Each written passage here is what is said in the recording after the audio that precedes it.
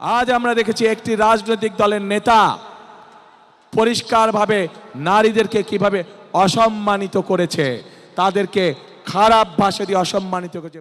ID এইভাবে hack হতে পারে না।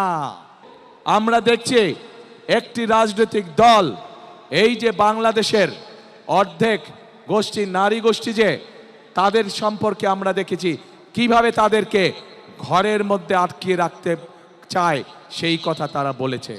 আমরা দেখেছি একটি রাজনৈতিক দলের একজন নেতা পরিষ্কারভাবে বলে দিয়েছে যে তারা কোনোভাবেই নারীর নেতৃত্বে বিশ্বাস করে না।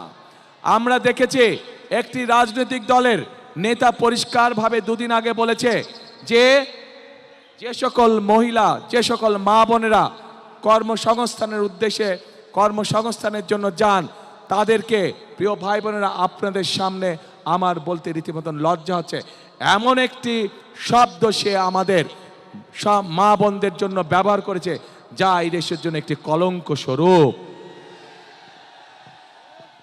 প্রিয় ভাই বোনেরা, এই বাংলাদেশে খেটে খাওয়া মানুষের পরিবারের অধিকাংশ নারী কোনো না কোনোভাবে সংসারের উপার্জনের জন্য কাজ করে থাকে।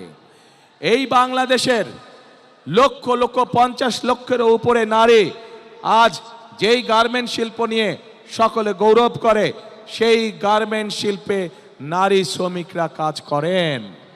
প্রিয় ভাই বোনেরা, সেটি নিম্ন মধ্যবিত্ত হোক, মধ্যবিত্ত হোক, সকল পরিবারের কর্মজীবী পরিবারের প্রায় সকল নারী আজ সংসার পরিচালনার জন্য দ্রব্যমূল্যের যে ঊর্ধ্বগতি, সকল কিছুর যে দাম ঊর্ধ্বগতি, তার জন্য শুধু স্বামী একা কর্মসংস্থান হয় না, স্ত্রীকেও পাশাপাশি বিভিন্নভাবে কাজ করতে হয় এবং তারা এর মাধ্যমে তাদের সংসার জীবন নির্বাহ করে থাকে।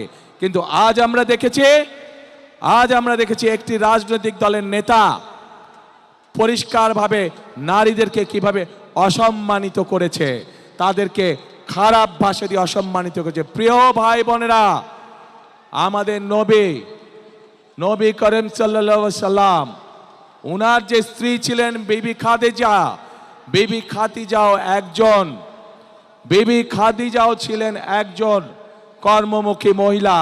উনি ছিলেন একজন মহিলা ব্যবসায়ী।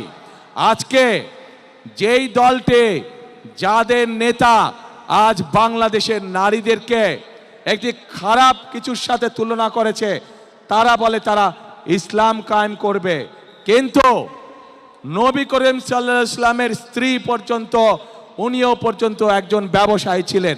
তাহলে আজকে কোথায় গিয়ে দাঁড়ালো বাংলাদেশের নারী সমাজ তথা তাবৎ পৃথিবীর নারী সমাজকে কিভাবে অপমান করা হলো? যে দলটি নির্বাচনের আগে দেশের অর্ধেক জনগোষ্ঠীকে ঘরের মধ্যে বন্দি করতে চায়, যে দলটি নির্বাচনের আগে দেশের অর্ধেক জনগোষ্ঠীকে অসম্মানজনকভাবে কথা বলে, তাহলে আপনাদের কাছে আমার প্রশ্ন, আজকে নির্বাচনে যদি তারা কোনোভাবে সুযোগ পায়, নির্বাচন পরবর্তী সময়, তাহলে তাদের আচরণ কি হতে পারে? কাজেই প্রিয় ভাই বোনেরা, এরা শুধু নিজের স্বার্থের কথা বোঝে, এরা ধর্মকে ব্যবহার করে নিজেদের স্বার্থ রক্ষা করার জন্য। যেখানে প্রয়োজন সেখানে তারা তাদের মতন করে ধর্মকে ব্যবহার করে।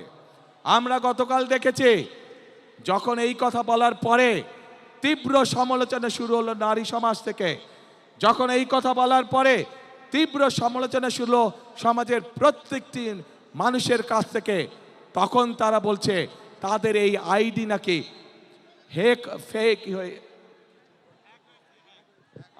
হ্যাক হয়ে গিয়েছিল। প্রিয় ভাই বোনেরা, এই বিষয়ে যারা বিশেষজ্ঞ, তারা পরিষ্কারভাবে বিভিন্নভাবে বলেছে যে আইডি এইভাবে হ্যাক হতে পারে না। একটি রাজনৈতিক দলের একজন সিনিয়র নেতা জনগণের সামনে নির্বাচনের আগে এইভাবে মিথ্যা কথা বলছে, দলটি পর্যন্ত মিথ্যা কথা বলছে, তাদের আইডি বলে হ্যাক হয়ে গেছিল, অথচ আইডি হ্যাক হয়নি তাদের। কাজেই এরা নির্বাচনের আগে নিজেদের স্বার্থ সিদ্ধির জন্য মানুষের সামনে মিথ্যা কথা তুলে ধরছে, মিথ্যা কথা তারা বলছে। এদের একটাই পরিচয়, এরা মিথ্যাবাদী। এরা নিজেদের প্রয়োজনে নিজেদের সাথে এরা মিথ্যা কথা বলে। যারা মিথ্যা কথা বলে, হাজারো লক্ষ কোটি মানুষের সামনে যারা মিথ্যা কথা বলে, যারা বিশেষজ্ঞদের মুখের উপরে মিথ্যা কথা বলে, এরা আর যাই হোক এরা দেশ দরদি হতে পারে না।